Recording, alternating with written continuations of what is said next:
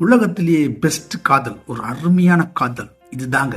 Romeo Juliet காதலா, அம்பிகாபதி அமராவதி காதலா, லைலா மஜ்னு காதலா, ஷாஜகான் மும்தாஜ் காதலா? கிடையவே கிடையாது.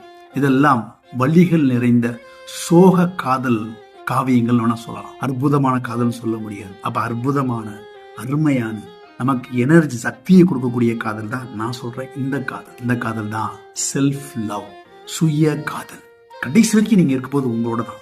ஸோ உங்களை நீங்க காதலிக்க ஆரம்பிச்சிட்டீங்கன்னா, உங்களோட ஃபேவரட் பர்சனாவே நீங்க மாறிட்டீங்கன்னா, அதை விட ஒரு அற்புதமான விஷயம் எதுவும் கிடையாது. செல்ஃப் லவ் எப்படி டெவலப் பண்ணிக்கிறது? ஒரு நாள் எத்தனை பேருக்கு நம்ம ஹெல்ப் பண்ணோம்னா காசு கொடுக்குறீங்க, ஏதோ ஒரு ஐடியாஸ் கொடுக்குறீங்க, மன ஆறுதலாக 2 விஷயங்களை பேசுறீங்க, பிசிக்கலா அவங்களால செய்ய முடியாது நீங்க செஞ்சு கொடுக்குறீங்க, இப்படி சம்திங்.